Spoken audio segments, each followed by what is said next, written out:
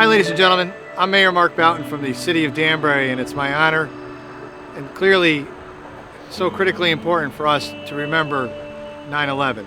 I'm here today with Chief Ridenhour from the Danbury Police Department and with Chief Omasta from the Danbury Fire Department.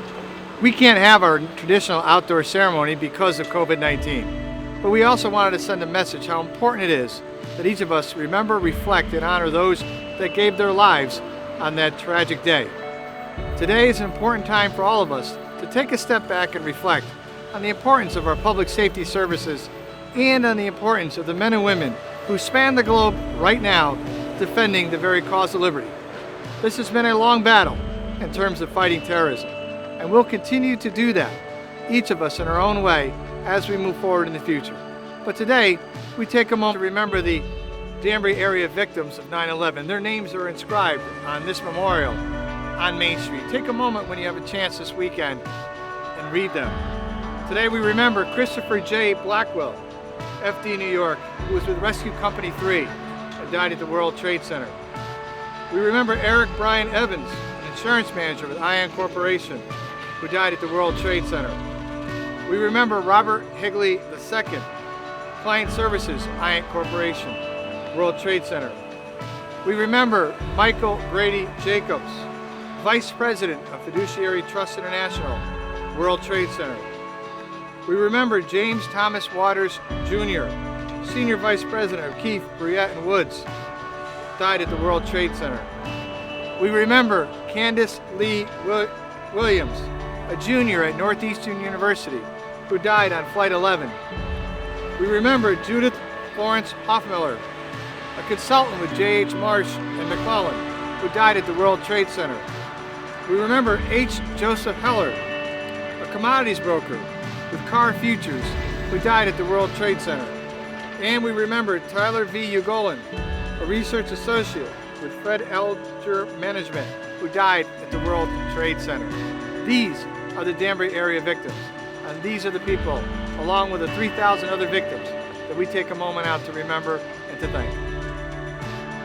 Hello everyone. Although we cannot meet in person, I think it's extremely important that we take time out to remember those who lost their lives and those who were affected by the tragic events of September 11th, 2001. I don't think anyone will forget where they were 19 years ago on that day. I remember that I was working when someone came and said to me that a plane had crashed into the World Trade Center. So like everyone else, the first thing you want to do is get to a television. And as I watched, I saw the second plane crash. And that's when we knew that this was no accident. And from that point on, especially here in the state of Connecticut with such close proximity to New York City, so many of our first responders wanted to just get on the highway, whether it was I-84, I-95, and go to help out their brother and sister officers at the World Trade Center. But we also had a responsibility to protect our citizens here. So it's just extremely important that we remember those. We remember the firefighters and the police officers, the National Guard troops, and everyone who participated on that day and who has fought for our freedom and fought to keep our homeland safe ever since. It's a day that is sad, but it's a day that I'm proud to say that I'm a police officer.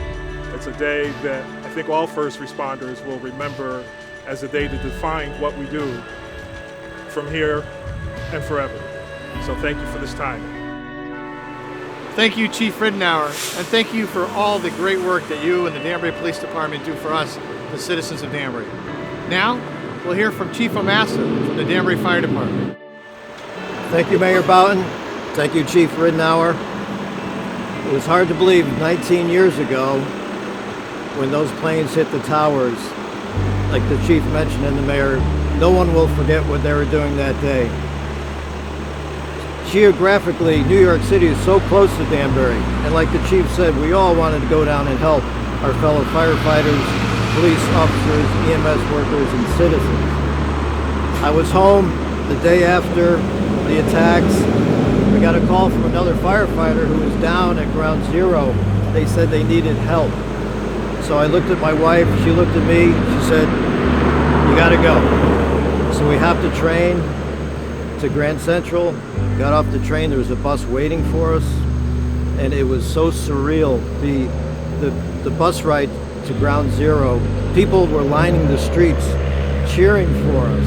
The devastation that was witnessed was so surreal. I was never in a war, but it looked like a war zone. The crumpled fire apparatus all over the city was crushed, totally destroyed. Unfortunately, there were very few people to save. The damage was done. And as the first name read by Mayor Boughton, Chris Blackwell, worked with us in the Danbury Fire Department. Chris was not only an elite firefighter in New York City, he was a paramedic and worked for the City of Danbury. We worked closely with Chris. It was a devastating loss for him and the other 3,000 people. On a lighter note, Chris's son, Ryan, studied hard, and Ryan is filling Chris's footsteps in the New York City Fire Department. Thank you very much, Chief. We appreciate the work that our chiefs do for us each and every day, and of course their staffs, and the men and women in the Danbury Fire Department and the Danbury Police Department. These are difficult times for all of us, and we recognize that. But the residents of Danbury can feel comfort that they've got the very best and the very brightest serving them, as evidenced by these two chiefs. And remember, take a moment out and think about those that are no longer with us and those who gave their all. God bless you. May God bless America.